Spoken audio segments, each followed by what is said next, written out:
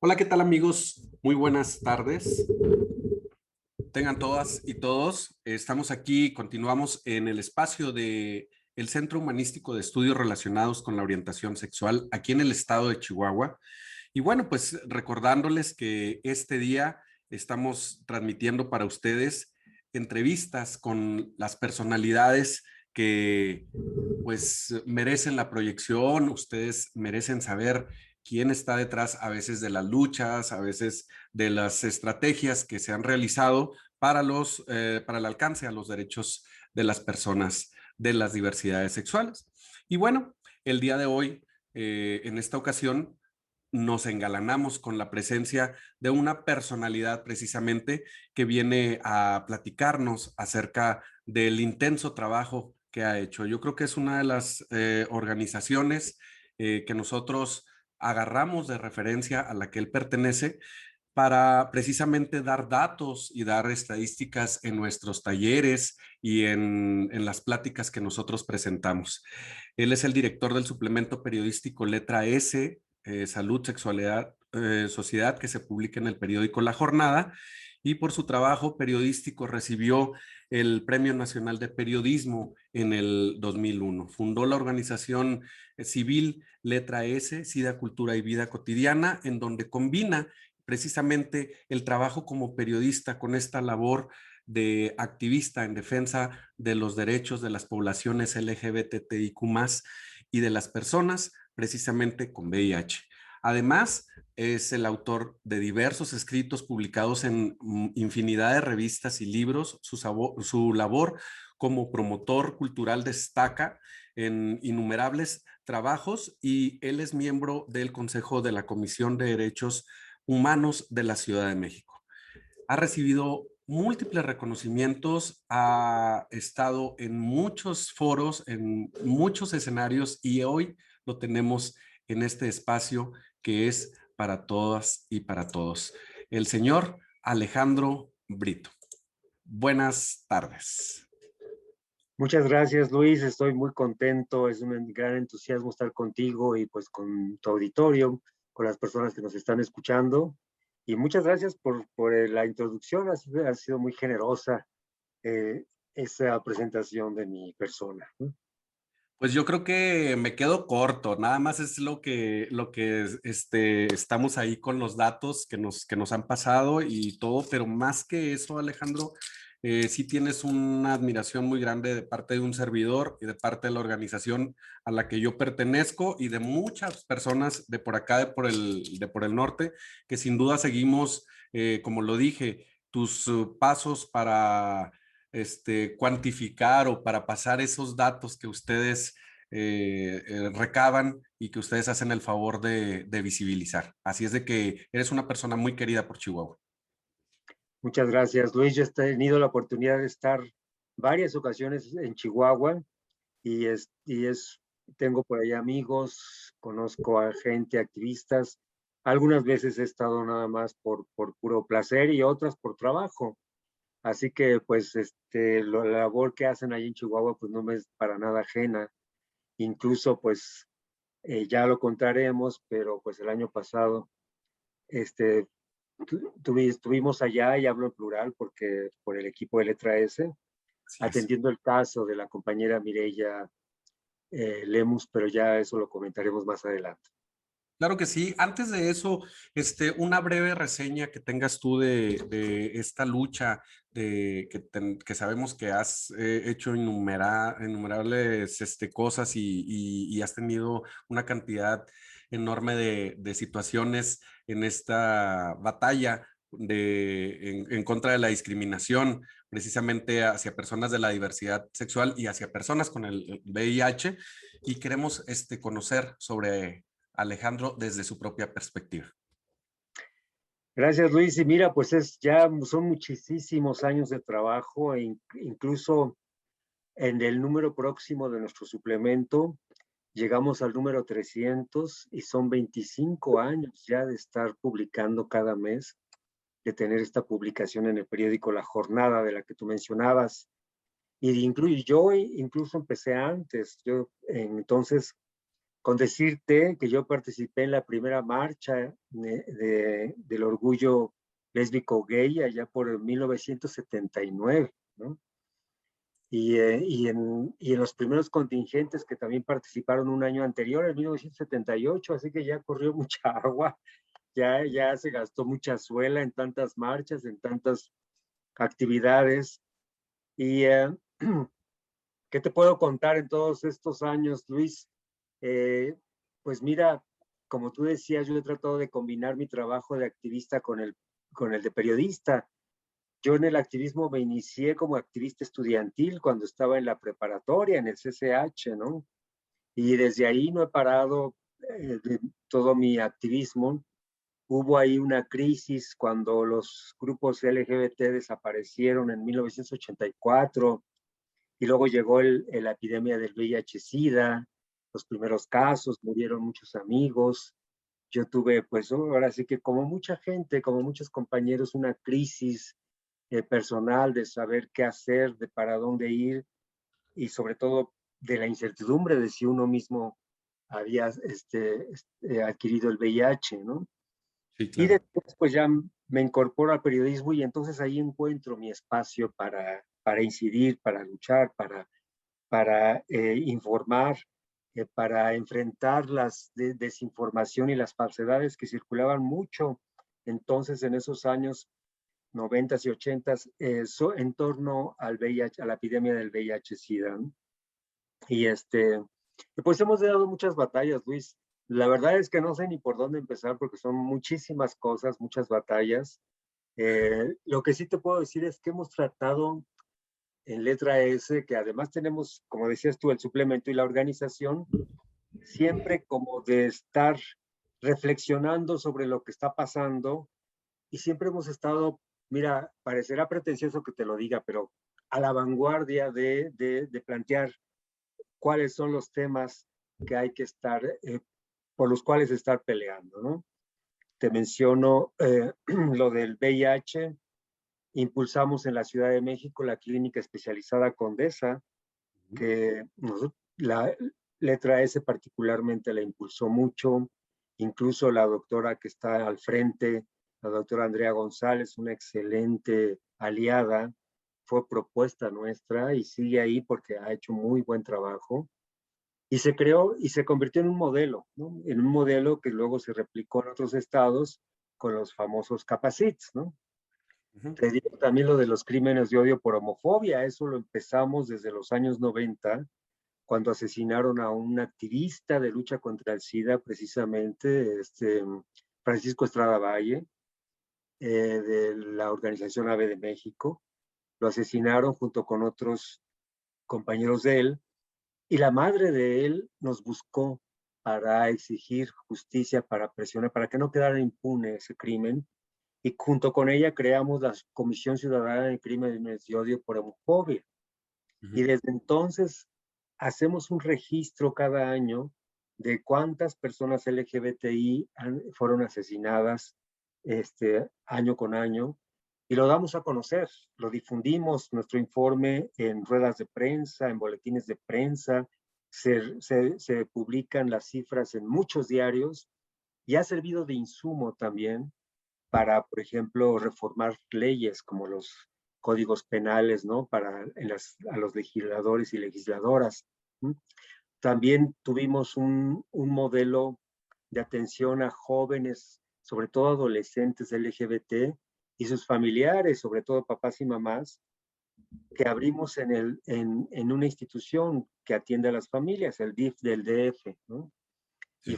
Y ha sido muy exitoso este proyecto y sigue, ya tiene muchos años y continúa. Me parece que también es un modelo que se puede replicar en otros lados, ¿no? Y bueno, lo del acceso a tratamientos también estuvimos ahí en primera línea apoyando a los compañeros del Frente Nacional de Personas Afectadas por el VIH, el famoso FRENPAVI, que en 1997, cuando se dieron a conocer las nuevas terapias que eran muy eficaces y que hicieron del VIH ya no una enfermedad mortal, sino un padecimiento crónico, y se logró que el Seguro Social diera estos tratamientos. Ahí estuvimos apoyando, les dimos un espacio, nuestro suplemento.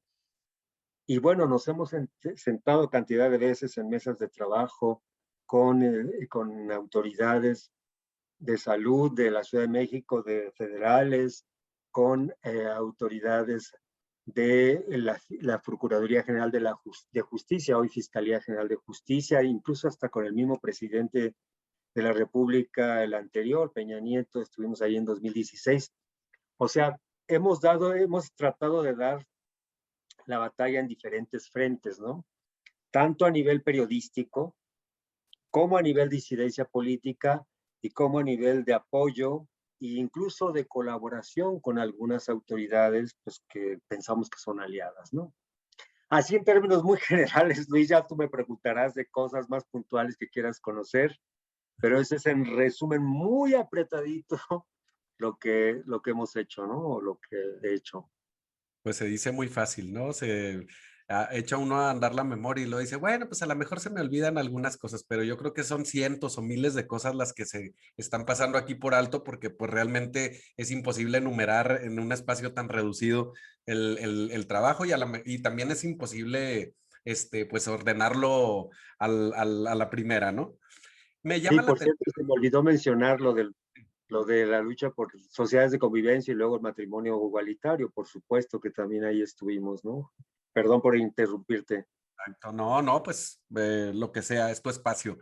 Y aparte, te estaba diciendo que me llama mucho la atención lo que nos comentabas ahorita de que estuviste en la primera marcha, este, en, en aquel tiempo, poniéndonos en retrospectiva y comparando, con la lucha del 2021. Yo lo equiparo un poquito, lo comparo con el feminismo, que estábamos platicando un día que a lo mejor hay avances enormes y gigantes, pero que en la lucha bueno, la lucha en sí es de este tamaño, por decir, y los avances a lo mejor son de este tamaño, ¿ah? Pero son gigantes, son enormes. ¿Pasa lo mismo con las poblaciones de la diversidad sexual o estamos como viendo una serie de Netflix, por decir que vemos de que son los años 80 y que se retrata realmente la situación de esa época en la actualidad? Mira, sí, hay mucha diferencia, Luis. Yo que lo viví, con decirte que yo jamás pensé que iba a haber como una realidad el matrimonio entre personas del mismo género, ¿no? Yo eso jamás lo imaginé. Incluso porque además tampoco lo planteamos en ese entonces, porque nosotros estábamos luchando por la liberación de las personas, entonces se decía homosexuales, a todo el mundo se les llamaba homosexuales y así nos asumíamos.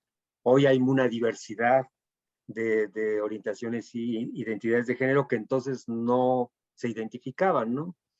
Eh, y la lucha entonces estaba más politizada y estaba muy ideologizada, estaba muy centrada en la izquierda política y lo que buscábamos era hacer la revolución, ¿no? Una revolución social, una transformación de raíz del país e incluso pugnábamos por un socialismo, ¿no? Entonces, todos los grupos LGBT que nacieron en los 70 estaban muy ligados a esta ideología, ¿no? Eso fue parte de su crisis posterior, ¿no? Ahora, ahora es muy diferente. Y antes la principal demanda era contra la represión, ¿no? Contra la represión y contra las redadas que hacía la policía, que detenía a gays, a lesbianas, a trans, de manera muy arbitraria, nada más porque iban en la calle o salían de un baño público o de algún cine donde pues se hacían cosas, ¿no? Había un de encuentro erótico, ¿no? Y había muchos. Veían las películas en tercera dimensión. Exactamente, ¿no? Exactamente. Y bueno, y pues los policías aprovechaban y te chantajeaban, ¿no? Te Exacto. identificaban que eras gay o lesbiana y te detenían y les tenías tú que dar una feria para que no fueran, porque te amenazaban que si tú no les dabas algo a cambio, incluso el anillo, el reloj, lo que traías, le decían a tus papás, ¿no? O si no, a tu trabajo, ¿no? Les informaban que eras homosexual o lesbiana, y en ese entonces era muy difícil salir del closet, ¿no? Ahora, Luis, yo veo que hay una gran visibilidad y ya estas nuevas generaciones LGBTs ya no están pasando por esas dificultades que nuestras generaciones pasaron para asumirse, asumir su identidad y expresar su identidad, ¿no? Entonces se sufría mucha represión a nivel de las familias incluso, y era muy difícil que tú dijeras soy gay, soy lesbiana, soy una persona trans. Hoy hasta niñas y niños LGBT lo están diciendo y los padres lo están y madres lo están aceptando, ¿no? Entonces, hay una enorme diferencia y yo veo, sí, muchos avances. Yo desde acá veo el vaso medio lleno y pues las generaciones nuevas a lo mejor lo ven medio vacío, ¿no? Pero yo que tengo una perspectiva histórica, te puedo decir que el avance ha sido enorme. Y yo incluso te digo, Luis, que estamos viviendo un momento histórico que en siglos no se vivieron, ¿no? Y yo creo que esto hay que valorar, porque después de siglos de represión, hoy vivimos un periodo histórico de más liberación, de más respeto, de más aceptación, ¿no? Entonces, yo creo que esto sí debemos valorarlo y vivirlo intensamente, ¿no? Porque ya no tenemos ese yugo, esa represión que teníamos antes las generaciones anteriores, que pues incluso teníamos muy introyectada la culpa y la vergüenza por ser como éramos, ¿no? Hoy yo veo que las nuevas generaciones LGBT se han liberado de esta culpa y de esta vergüenza, ¿no? Lo asumen más libremente. Entonces, para mí eso es vital, ¿no? Ahora, en cuanto a reconocimiento de derechos, sí, a lo mejor el avance ha sido muy lento, es cierto. El matrimonio igualitario, creo que son 19 las entidades que lo han aprobado, que sus congresos han reformado las leyes, ¿no? Y vamos ya con esta discusión, pues en lo que va del siglo, 20 años discutiendo esto, y todavía no conseguimos que en todo el país se extienda este derecho, ¿no? Y ya no hablar del derecho a la identidad de género de las personas trans, ¿no? Que todavía va más rezagado, y de otras demandas y derechos por los que estamos pugnando. Y sí, nosotros lo podemos ver que es lento, pero si tienes una visión más histórica, a lo mejor, digamos, alguien que viniera de otra época, diría que rápido el avance, cómo han cambiado las cosas, que están cambiando radicalmente en este siglo XXI, ¿no? ¿Qué le pasa a este siglo XXI? Que a diferencia de los de otros siglos, se está totalmente cambiando radicalmente, ¿no? Ya loco, avanzó a pasos gigantes, pero bueno, mira, yo platicaba justamente hoy con otro de nuestros invitados que quizás somos nosotros la generación sándwich, la generación que estamos ahorita viviendo o pues ahí haciéndole al activismo o a los defensores de derechos humanos.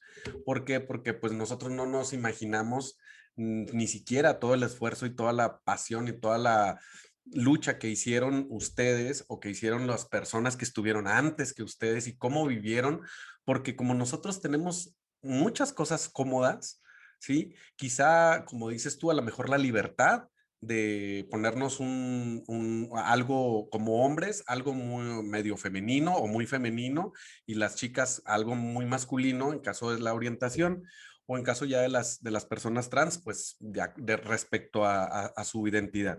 Entonces, las personas que estamos ahorita, pues tenemos esa responsabilidad de hacer que no se pierda esta memoria histórica y Mm. segundo, que no se rebasen estos derechos ya logrados con Ujú. otras ideas o con otras estrategias para que la generación que viene, pues ya ni siquiera, que tiene que no se acuerde de nadie, ni de cómo era la lucha, pero que sepa que por algo o por personas existen este acceso, porque antes pues era castigado, era perseguido, era violentado, todo ser LGBT, era chantajeado, como dices, la exposición a la que los chantajeaban de hacerles, pues era, yo creo que un estrés y un nervio interno, una vergüenza quizá, y ahora no, ahora te dicen, ah, pues voy a decir que eres gay, o se meten a tu Facebook y te pones, yo soy gay y me gusta esto y me gusta esto otro, y ya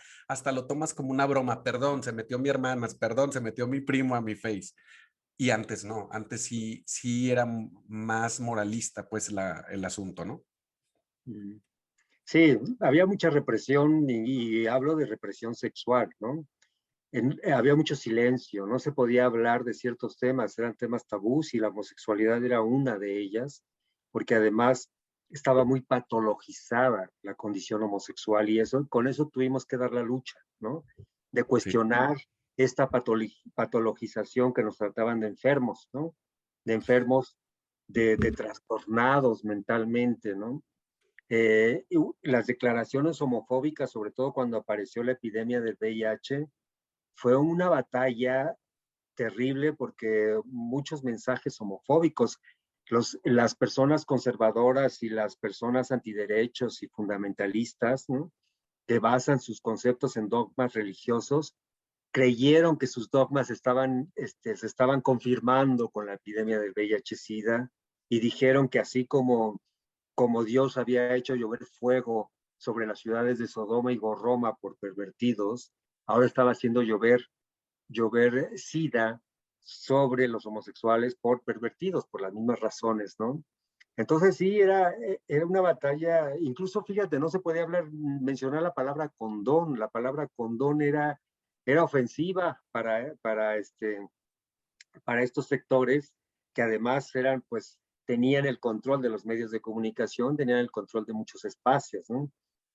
Vivíamos un régimen autoritario, priista, que dejaba muy pocos espacios para la expresión. Las universidades eran los únicos espacios más o menos libres donde nos podíamos expresar, ¿no? Y sin embargo, fíjate que había mucha rebeldía también, ¿no? O sea, había mucha represión, pero al mismo tiempo las juventudes éramos eran pues, aventadas. muy rebeldes, sí, porque yo me considero un hijo de la generación del 68, ¿no? Mm. Y esa generación del 68, de ese movimiento estudiantil que se generó en México, empujó muchas cosas, cuestionó muchas cosas, y tú hablabas del feminismo, y también el feminismo nació ahí, y el feminismo ayudó mucho a la reflexión sobre la sexualidad, sobre la vida cotidiana, sobre las relaciones entre hombres y mujeres, sobre nuestras identidades, ¿no? Y eso dio espacio para hacerlo y, ¿sabes? Nos creíamos haciendo la revolución sexual, ¿no? Nosotros de verdad pensábamos que estábamos haciendo la revolución sexual al acostarnos con personas de nuestro propio género, ¿no? Y, y en eso nos sentíamos revolucionarios, ¿no? Decíamos, estamos cuestionando las bases de esta sociedad machista, de esta sociedad patriarcal, ¿no? Y lo tomábamos como una militancia, la sexualidad, ¿no? Por eso te digo que estaba más politizado todo, ¿no? Eh, Hoy ya vemos que hay otra diferencia, hay incluso hasta la comercialización de todo esto, hasta la comercialización del homoerotismo, ¿no? Ya no es, ya no es una excepción ver incluso comerciales, ¿no? De que están promoviendo algún producto en donde se besan dos mujeres, se abrazan, o se besan dos hombres o se abrazan, que está totalmente dirigida a las personas lesbianas y homosexuales, ¿no? Ya está muy incluido eso, incluso hasta en la mercadotecnia, ¿no? Eso que jamás se vio a principios del movimiento LGBTI, ¿no? Entonces, sí, yo creo que hemos ganado mucha visibilidad, ¿no? Hay mucha visibilidad de la diversidad sexual y de la identidad de género. Eso es lo que yo veo ahora. Antes había mucho silencio, mucha censura y mucho closet. Hoy veo que hay mucha apertura, mucha visibilidad y muchas salidas del closet. Ya no es necesario que reúnas a la familia en la sala de estar y les digan, ¿saben qué? Y, que soy tal, ¿no? que me gustan los hombres y o que soy muy lesbiana y se arma todo un drama, un melodrama ahí que más, más dramático que las películas de Pedro Infante, ¿no? Porque la madre llora, el padre culpa a la madre, puede que expulsen al gay o a la lesbiana, el padre diga, prefiero a un hijo muerto antes que oculto, ¿no? Entonces, ahora me parece que eso no sucede, creo que no sucede, y vemos expresiones en la calle, en plazas públicas, hasta en plazas comerciales, de gente que se expresa este amor o expresa su atracción o expresa su deseo por otras personas de su propio género, ¿no? No digo que no se corran riesgos, se siguen corriendo riesgos. Y uno sabe en qué lugares puede agarrarle la mano a su pareja y en qué lugares la tiene que soltar, ¿no? Porque uno valora el riesgo que corre, ¿no? Pero Claro. ya hay lugares en donde se puede hacer eso, ¿no? Entonces sí, yo veo que hay mucha diferencia, ¿no? Sí, todavía, sobre todo por decir, yo vivo en un estado muy, pero muy ranchero, muy machista, y hay mucha misoginia, mucha homofobia, lesbotransfobia, bi, y pues sí, sí, sobre todo en esta época de pandemia, sí tuvimos ahí registro de personas que, como estabas explicando, como que nos devolvimos a la época antigua en el que se pasaba por todo eso porque el mismo encierro a eso te llevaba, ¿no? A Sí, claro. forzar tu salida y como reprimías esa libertad que se tiene, como no podíamos salir y todo eso, pues empezaron a correr a los jovencitos y a las jovencitas de las casas precisamente por su orientación o por su identidad y ahí estaba el problema del asunto. Lamentablemente, pues pasan esos casos. Afortunadamente, existen personas de asociaciones, instituciones, que les Es dan otra diferencia. acompañamiento, les dan consejos Sí. y pues ni modo, explotó Y la bomba, o sea, a entrarle, ¿verdad? esa es otra diferencia, fíjate lo que estás marcando tú. Hoy existen instituciones, ¿no? Hoy están no solamente las comisiones de derechos humanos o los consejos contra la discriminación, sino incluso varios gobiernos han abierto oficinas, han abierto departamentos, han abierto oficinas de diversidad sexual, han abierto eh, fiscalías especializadas en delitos hacia la comunidad LGBT, ¿no?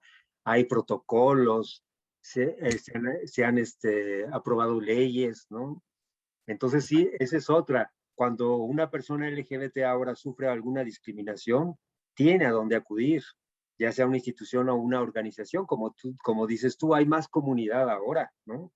Más comunidad LGBT, tenemos más servicios que la propia comunidad ha creado, ¿no? Para atender las necesidades, ¿no?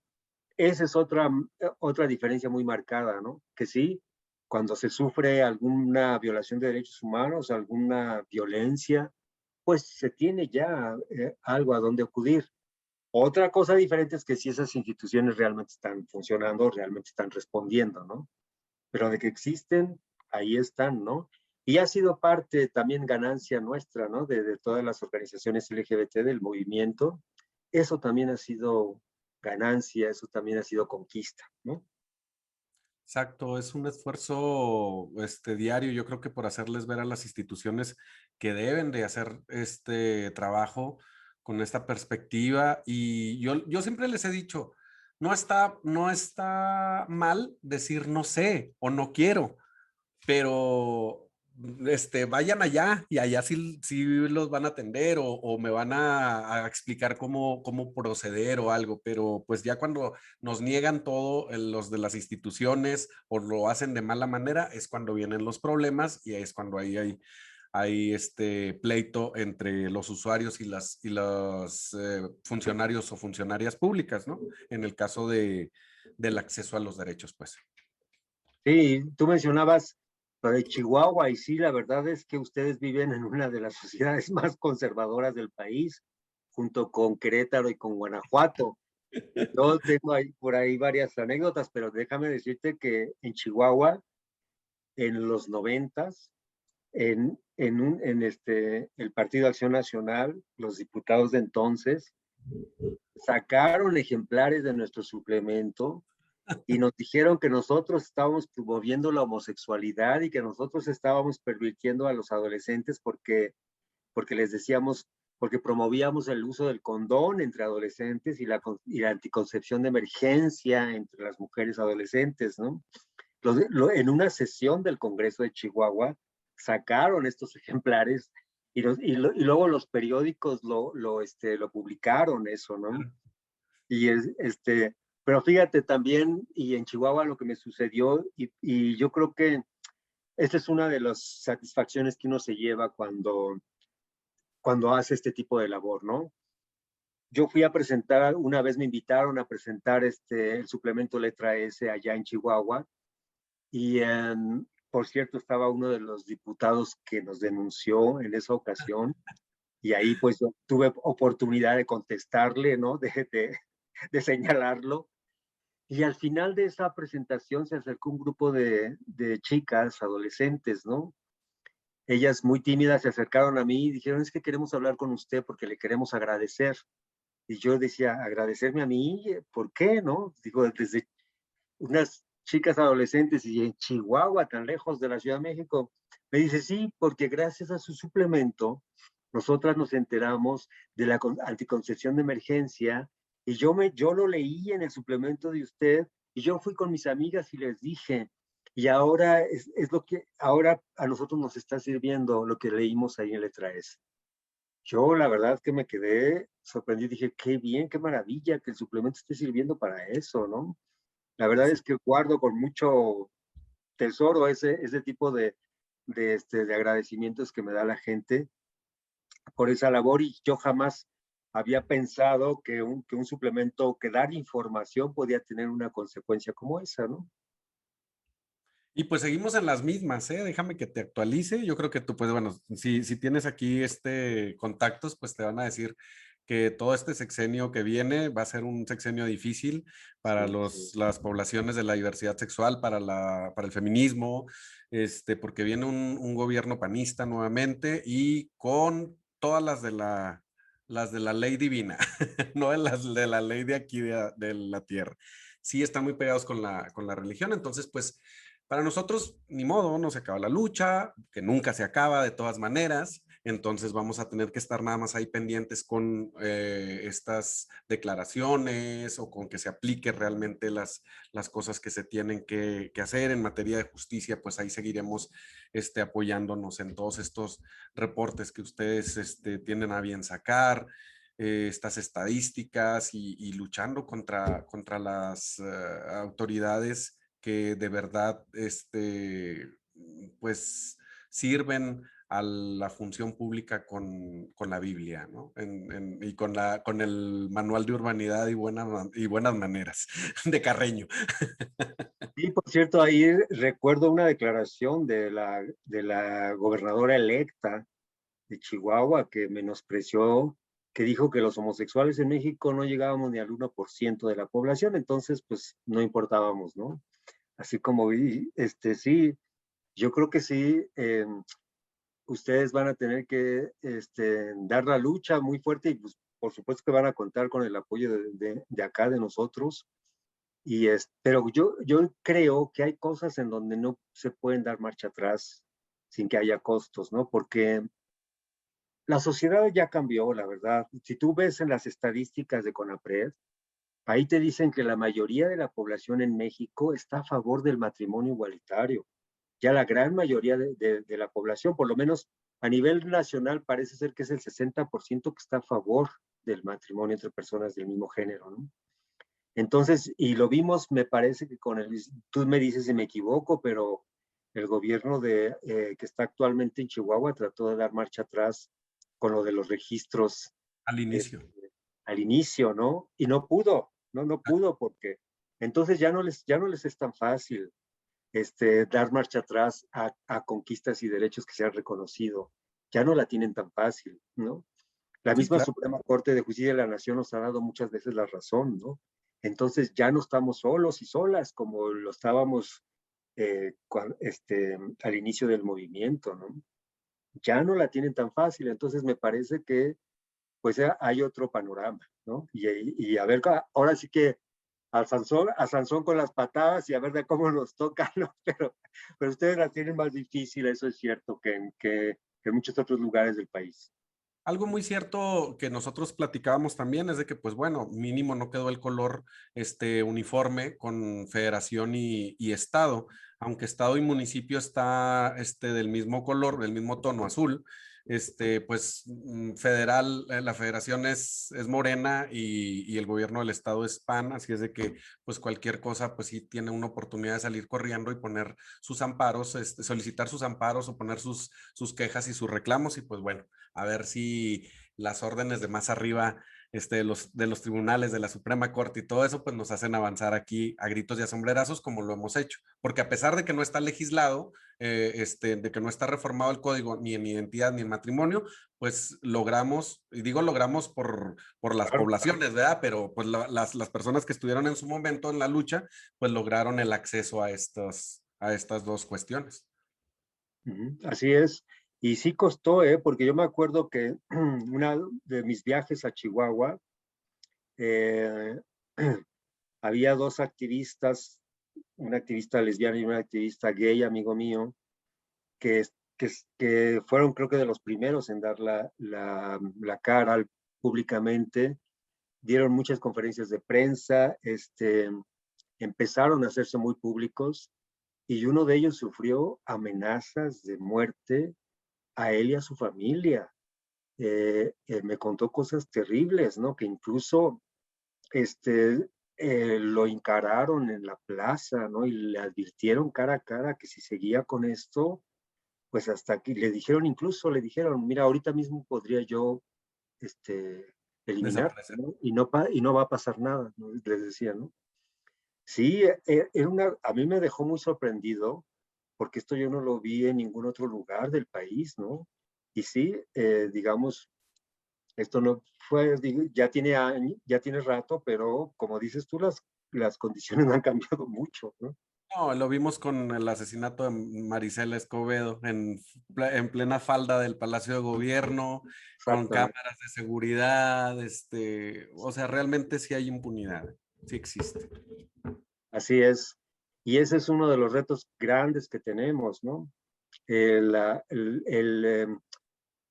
combatir la impunidad. Porque si en la impunidad es muy grande en el país, en todos los delitos, nosotros consideramos que en los crímenes de odio o los asesinatos de personas LGBT, la impunidad es aún mayor, ¿no? Sí, claro. En general, ¿no? Entonces es un reto muy fuerte que tenemos ahí. Oye, a mí me llama extremadamente la atención el reporte que se hace de los crímenes de odio de parte de Letra S. Y bueno, pues en lo último los datos que tengo aquí anotados de lo último que yo estuve leyendo, pues es muy preocupante. La gente tiene que saber, tiene que entender para qué se hacen este tipo de sondeos, este tipo de datos, para qué se recaban. Y es muy preocupante que de los asesinatos, dice un 28% del total de los homicidios registrados, obviamente, es de personas LGBTIQ+. Es algo que la gente a lo mejor menosprecia porque dicen, bueno, pues es un libro o es un reporte que pues a lo mejor te sirve como referencia para algunas cosas, pero si te pones a checar todas estas cifras que manejan ustedes por edades, por situaciones de la que se cometió el delito, por actividades, por móviles del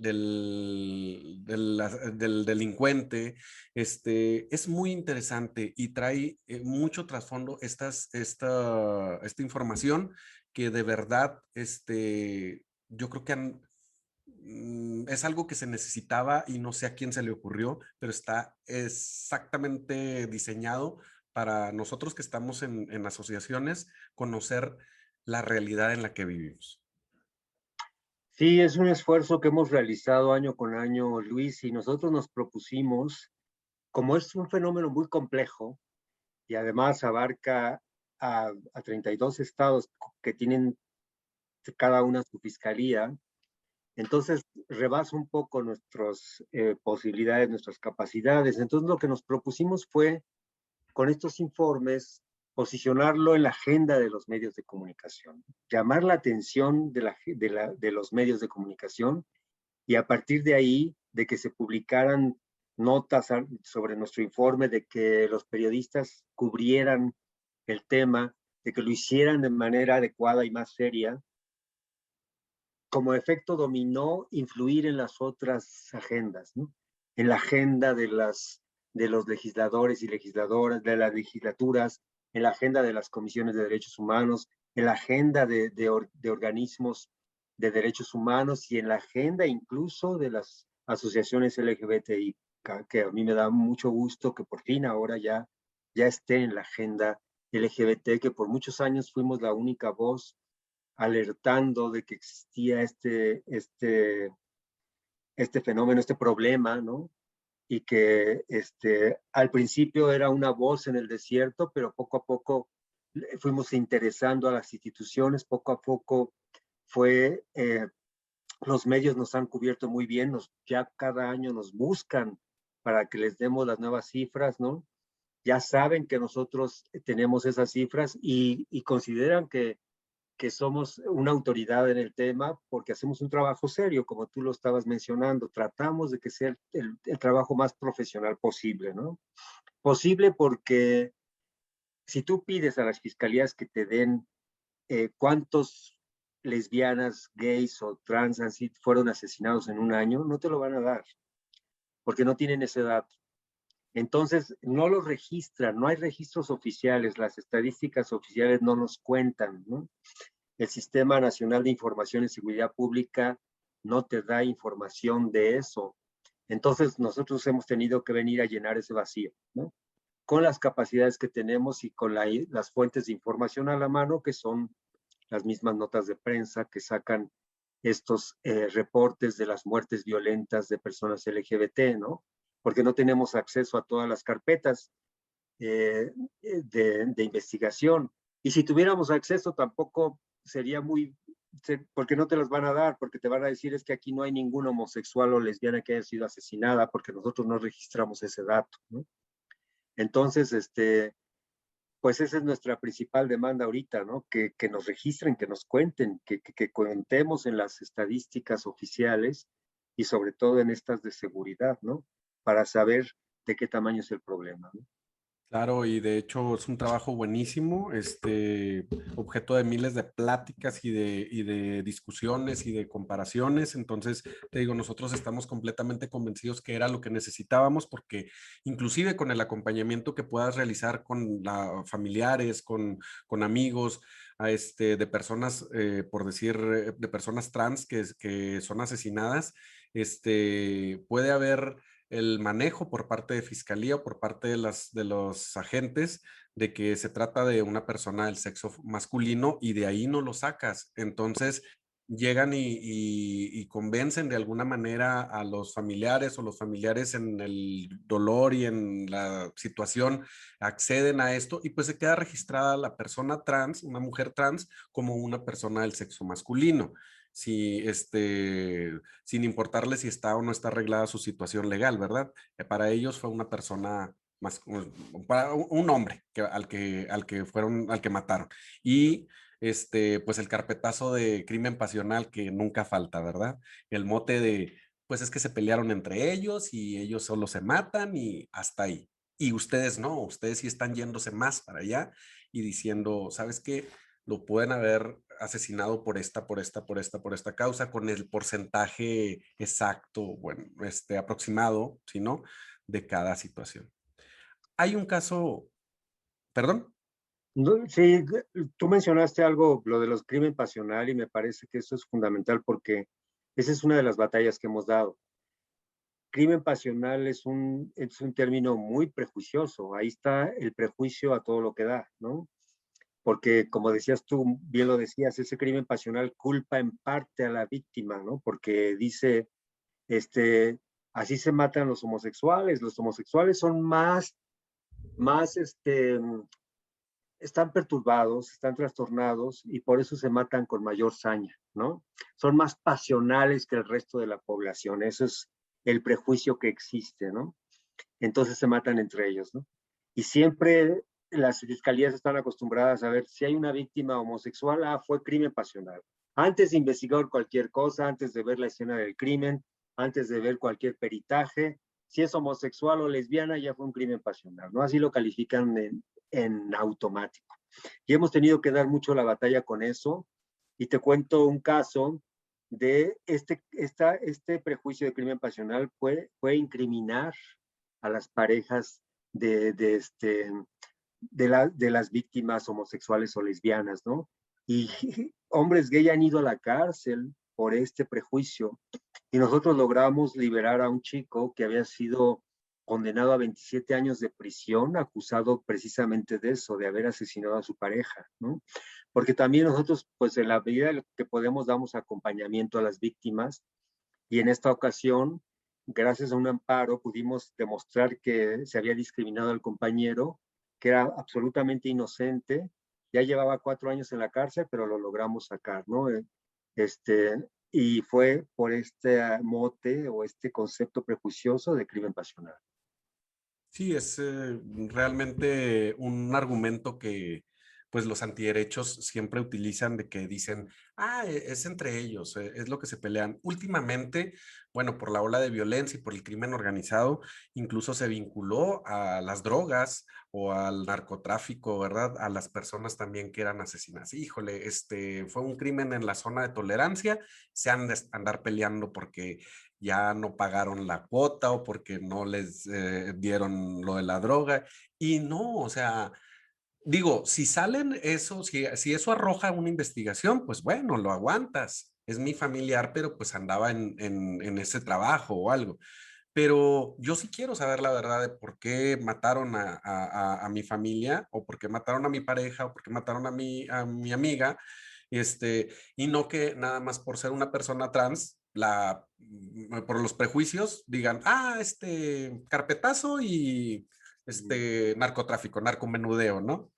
Es más, hasta era adicta cuando ni siquiera conocía las drogas, ni siquiera había o visto la apariencia ni de nada de las sustancias ni nada. Entonces, eso es lo malo. Sí, así es, hay que estar sobre las fiscalías. La verdad es que es una labor que tenemos que hacer las organizaciones LGBT, de estar vigilantes, de estar presionando, de estar observando y exigiendo que se haga la investigación con debida diligencia con los estándares internacionales que se han fijado para estos casos, ¿no? Porque sí, el prejuicio puede llevar a, pues, en otras direcciones y a revictimizar a la víctima, ¿no? Puede revictimizarla, ¿no? Y acusarla de que, pues, ella se lo buscó, ¿no? Como sucedió con muchos feminicidios igual también, ¿no? Pues, por algo sucedió lo que sucedió, ¿no? Sí, Entonces hay sí. que estar y eso lo hemos hecho también en algunos casos, ¿no?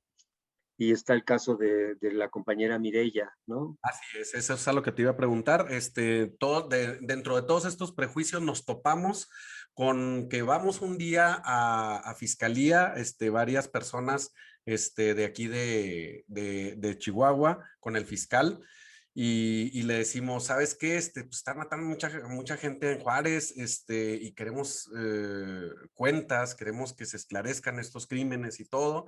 Luego sale una persona que era activista y luego que se cambió al gobierno y dijo, aquí en Chihuahua no pasa nada, toda la LGBT está protegida, no pasa nada y los crímenes, había mucha gente asesinada. Y en esa protesta, dentro de todo eso y que otros decían que no pasaba nada, nos atacan directamente y nos arrebatan a una pionera en esta lucha de los derechos para las personas trans aquí en Chihuahua, derechos laborales, derechos de trabajo sexual, no sé, de salud.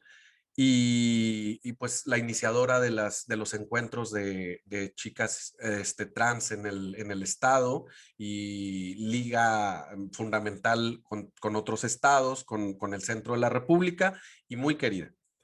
la asesinan precisamente una noche, la encuentran después en su domicilio y nos quieren vender 7, 8, 9 versiones distintas porque se trataba no de un activista, sino de una persona trans.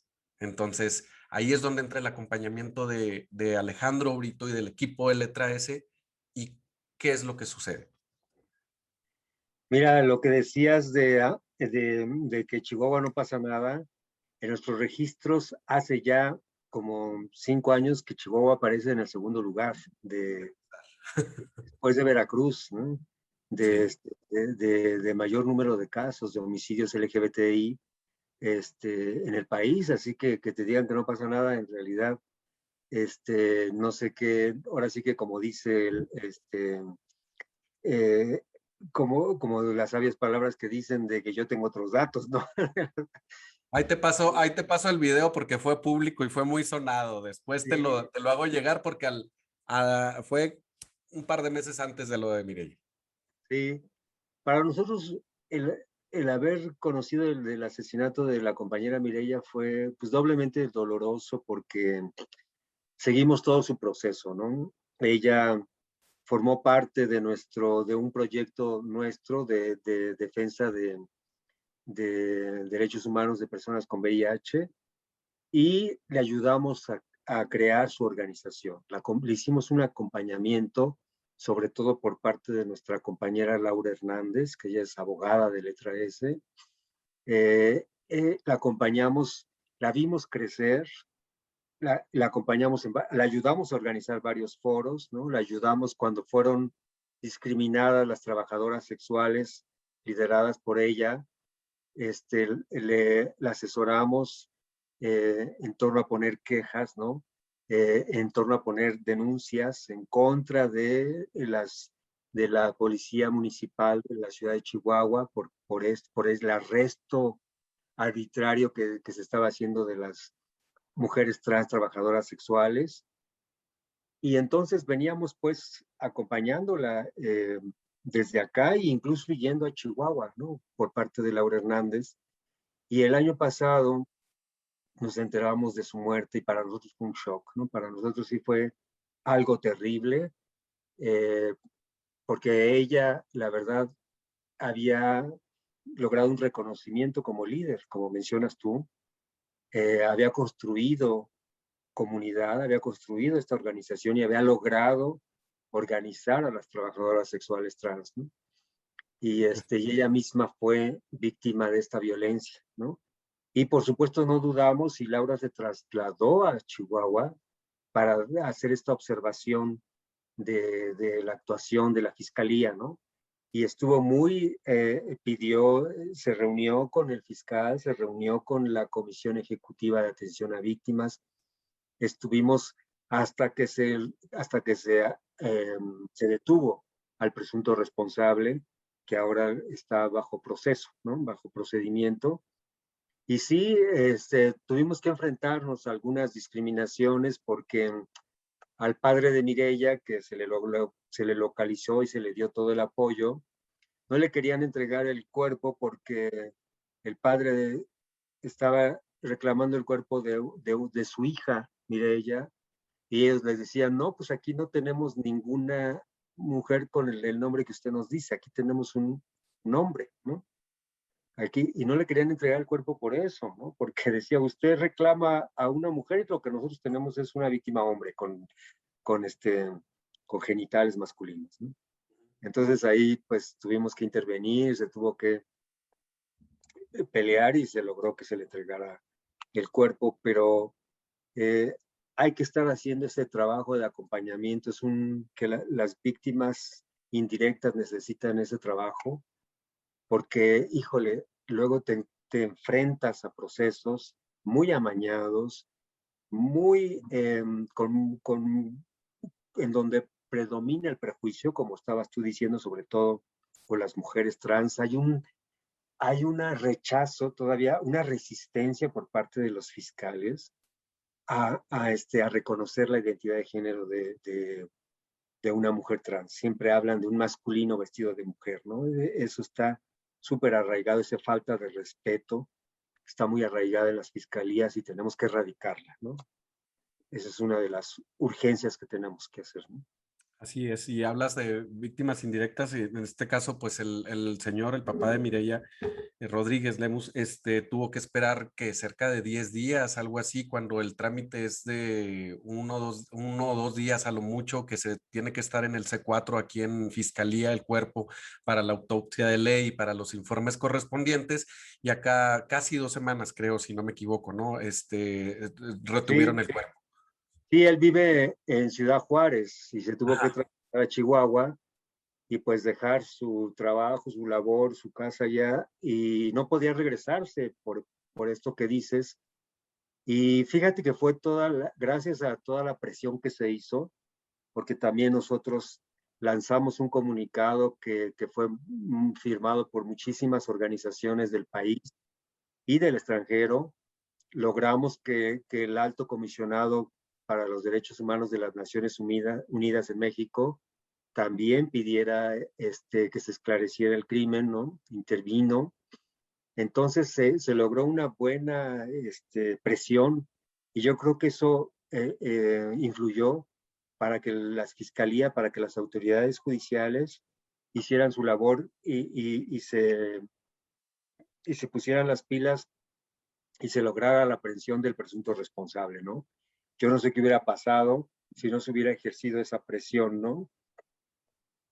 Mediática y de instituciones importantes, ¿no? Incluso la misma CONAPRED y todos también lo mostraron esa preocupación. Y eso es lo que pasa, que tenemos que estar ejerciendo este tipo de presiones para que las fiscalías actúen y luego que actúen de manera adecuada, que actúen de manera correcta siguiendo estándares y diligencias pues acordes, ¿no? Sí, claro. Pues yo creo que el rumbo de las investigaciones, si no me equivoco, hubiera sido el mismo que para muchas de las chicas de Ciudad Juárez, muchas de las chicas de Delicias, Parral, Cuauhtémoc, Chihuahua, que han sufrido estos ataques y que sus crímenes han quedado impunes y que han quedado sin esclarecer precisamente por lo que estamos diciendo.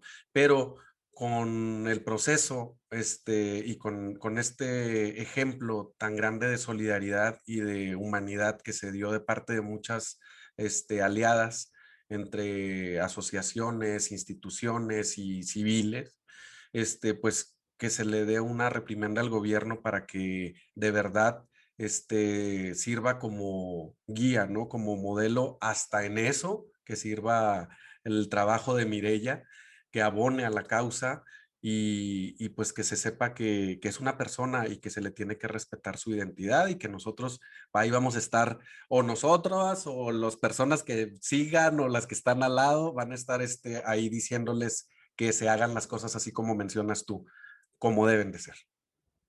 Sí, porque ahí hubo de pronto una confusión al interior misma de la fiscalía, que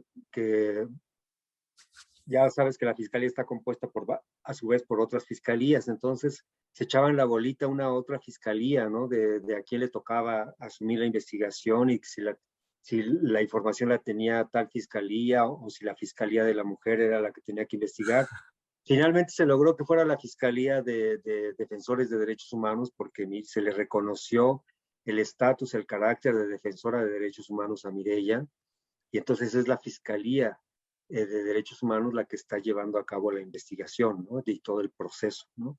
Entonces, bueno, finalmente se logró que se hiciera eso y además lo están haciendo siguiendo los protocolos debidos, ¿no? Pero yo creo, como dices tú, no hay que dejar de observar, no hay que dejar de dar seguimiento para que las cosas se sigan haciendo bien y al final no nos salgan con que no hay suficientes pruebas, ¿no? Porque eso también sucede. Una cosa es que, bueno, finalmente actúan, detienen a un presunto responsable y luego el juez de control lo libera porque no, pues no, la fiscalía no me entregó realmente pruebas contundentes, ¿no? No hay, las probatorias no son suficientes para pensar que él es un responsable, ¿no? Como tratarlo como presunto responsable y lo liberan, ¿no? Como sucedió con el caso de Paola, aquí del asesino de Paola aquí en la Ciudad de México, ¿no? También mujer trans, también trabajadora sexual, casi detienen más bien lo detuvieron infraganti, todavía con el arma en la mano, ¿no? Y junto ya el cadáver de Paola, y a pesar de eso, el juez de control lo liberó porque no había suficientes pruebas, ¿no? Es que eso sí ya nos pareció aberrante, ¿no? Porque la fiscalía, según esto, no había, y sí, por el trabajo mal hecho de la fiscalía, porque no tuvo una perspectiva de género, no trató, revictimizó a las víctimas indirectas, que eran sus compañeras, que eran las testigos principales del crimen, no les dio, las revictimizó, las trató como hombres y presentó todo un expediente mal hecho y pues a consecuencia de eso liberaron al presunto responsable. Entonces, sí es un trabajo arduo, Luis, hay que estar ahí como observando, como no dejando, como siempre, estar alertas, ¿no? Y dar seguimientos, y eso no es fácil, tampoco no puede ser desgastante, ¿no? Porque Exacto. procedimientos, híjole. No, y aparte, pues lidiar con diferentes criterios, como dices tú, que es la fiscalía especializada en esto, que la fiscalía acá y que me dijeron y se avientan la bolita y ya no sabes ni cómo. Pero pues así nos tenemos que aventar al ruedo y no nos debemos de dejar. Y que sepa la gente que nos está ahorita haciendo el favor de acompañarnos, pues que cualquier cosa estamos a la orden. ¿Dónde pueden localizar a Alejandro Brito? ¿Dónde se pueden comunicar a Letra S? ¿Cómo contacta la gente a tu equipo? ¿Cómo checa el material del reporte de crímenes de odio? Cuéntanos. Mira, y aquí aprovecho esta paso que me das para hacer un comercial. Ok. Estamos, les invito a que consulten nuestro sitio web, porque ahí van a encontrar todos los números del suplemento desde el primero que sacamos en 1994 hasta el actual de junio de 2021. Todos ya los escaneamos, todos están en PDF o en todos los suplementos, no falta ninguno y la gente puede descargarlos, guardarlos en su computadora, imprimirlos, lo que quiera, compartirlos, ¿no? Entonces les invitamos a que vean nuestro sitio web. Estamos estrenando un nuevo diseño. El sitio web es www.letraese.org.mx. De nuevo, letraese.org.mx, letraese.org.mx. Ahí van a encontrar también todos los informes de crímenes de odio que hemos publicado desde 1995 que empezamos a registrar los casos hasta el que sacamos este año, ¿no? Que es el de 2020, las cifras de 2020. Entonces, les invitamos a que ahí nos consulten y también por nuestras redes sociales. También pueden buscar en Twitter y en Facebook Letra S y les va a aparecer seguro nuestras cuentas de Facebook y de Twitter, ¿no? Y en nuestro sitio también viene el correo electrónico donde nos pueden escribir y también el teléfono donde nos pueden localizar, ¿no?